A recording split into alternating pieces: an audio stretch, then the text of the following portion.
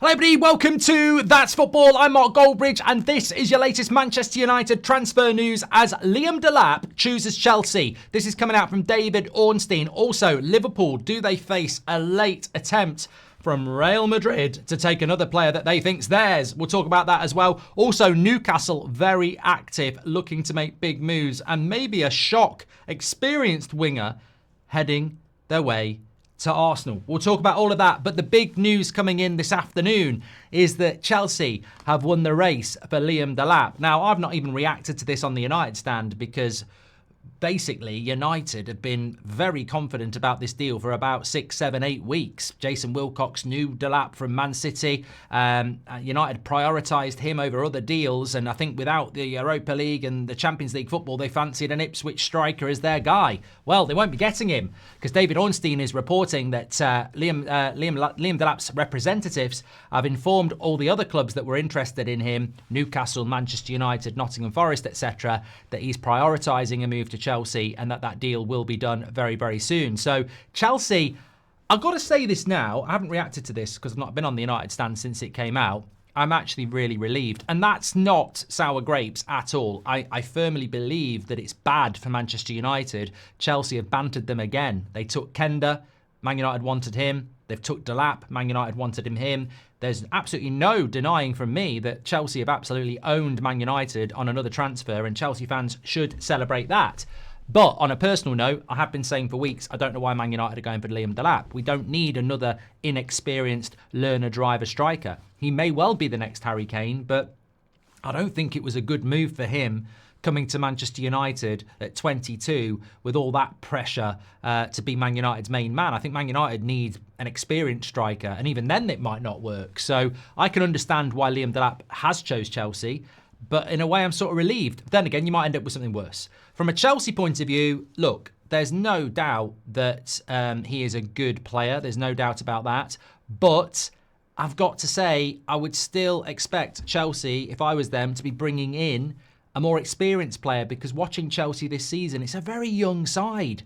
Enzo, Palmer, Casido, Madueke, Neto, Delap. It's just young. And I know a few Chelsea fans, and they're constantly saying, since Thiago Silva's gone, we sort of lack that experience. And of course, we're growing together as a team, and you can grow a Premier League winning team, and maybe that's what they're looking to do. But an out-and-out, really experienced striker up front in the guise of a Victor Osimhen or someone like that would be ideal. But Chelsea going down the young route again, and I think they're doing this deliberately. I think this is a very deliberate plan by Chelsea. They seem to like to buy players between the age of 20 and 22.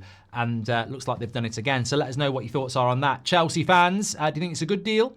Also, just a little bit about Liverpool on the Liverpool channel, apparently. Wirtz, AS in Spain are reporting that Real Madrid are pushing to sign Leverkusen's Wirtz. Obviously, former boss Xabi Alonso's now there.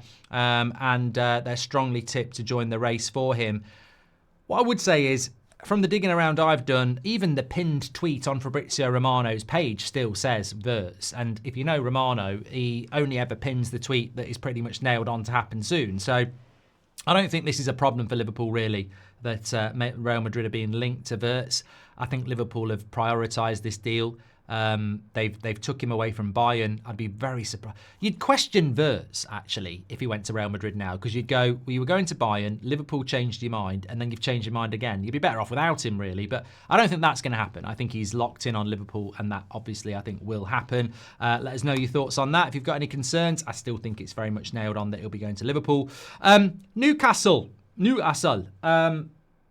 Very good season for them. Carabao Cup, silverware, Champions League football, 5th place. The Telegraph are basically saying that they are ready to make some moves this summer. Brentford's Mbeumo, who I've said for weeks would be it's the club. It's the club, isn't it? It's the perfect. Why have I left my bloody jumper up on here? Amateur. And I haven't put the overlay on. Amateur. Actually, I quite like it without the overlay. Smash a like for no overlay. But yeah, anyway, I might do it without the overlay in future. It's a bit like going to bed naked in the summer and not putting a blanket on, which I don't do. I do when I'm on holiday, though. I don't know what it is about on holiday, those thin sheets, and it's just, I just don't, I can't be doing with this shit. I like a duvet, and it's too hot. So anyway, I digress. I digress. Newcastle, Telegraph, Mbeumo and Guehi. Remember they went for Guehi last summer?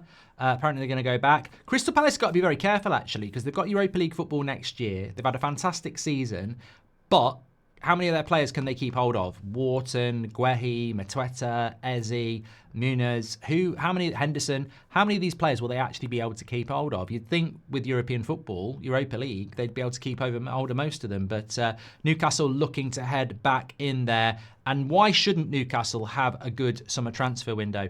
As I've said, I understand Guehi. I think what Newcastle have got to do next season, it's very easy looking out is that they've got a very good team when everybody's fit, but squad depth did them in 2 years ago when they went into the Champions League, and then they didn't get back in the Champions League. This year, no European football. They're back in the Champions League spots. They win the Carabao Cup. Next year, they haven't got the squad to compete in the domestic trophies, the top four, and the Champions League. So they need to bring depth in. If you've got Jacob Murphy and you've got Gordon, you need Barnes, you need Mbeumo. If you've got Isak up front, they wanted Delap. They do need another striker. So they need squad depth around that team. And Guehi at the back would also be a very good addition, I think. Let me tell you about this story from Arsenal, though. Arsenal are targeting 29-year-old Germany winger Leroy Sané, who's out of contract at Bayern this summer. This has been reported by The Times. What do you think about that? I mean, look, I remember Leroy Sané at Man City. He's a fantastic player. You know, I've played the game and he's a fantastic player. But is he the right sort of player for Arsenal? I think if you're Arsenal and you're looking at what Liverpool are doing with Wirtz and Kerkez and Frimpong, and I feel like Ekitike potentially could happen, Arsenal really can't be doing another Raheem Sterling. That completely didn't work, and it's not the sort of thing a team that wants to win the Premier League should do. You shouldn't be taking risks on players who are on the decline. So I think there is that whole football manager mentality. Oh, Leroy Sané, I fancy that on a free transfer. But Arsenal need to be better than that. I saw what Thierry Henry was saying on the overlap about how sort of taking the piss out of Arteta and Arsenal, saying they've been building for ages. It's a big tower. I think that's just... Could you do a better job, Thierry? I very much doubt it. I actually respect what Arteta's done at Arsenal. It's consistently second place. He's built a team and they're so close to going to the next level. But you don't go to the next level by getting Raheem Sterling in on loan. You don't go to the next level by getting Leroy Sané in on loan. You go to the next level by getting somebody like Rodrigo or Nico Williams. And these players are available. And if you want to be where Liverpool are, you've got to get the Sesko or the Gyökeres, the Nico Williams or the Rodrigo, the Zubimendi in the midfield. Arsenal need the quality now. The Sterlings of this world are too risky for what Arsenal are trying to do. So I would be very, very surprised about that. Jordan Henderson could be heading back to the Sunderland in the Premier League, apparently. It wouldn't actually be a bad signing. I mean, I don't know how good Jordan Henderson is now. I mean, apparently he's an England dressing room cheerleader as well. So I don't know whether he could do both jobs. But they're the sort of players that Sunderland need if they want a chance to staying up. You know, proven, players, really. But, Jonathan David's heading to Napoli, by the way. The mystery deepens. Why have no Premier League clubs ever looked at Jonathan David, especially when he's in a free transfer? Get your comments in below. Let me know your thoughts. Lots to get your teeth into there. What do you think about Delap going to Chelsea? Are Liverpool firmly in the camp of getting Wirtz, or could Real Madrid come in? What do you think about Newcastle's ambitious plans this summer transfer window? Would Sané be a good signing for Arsenal?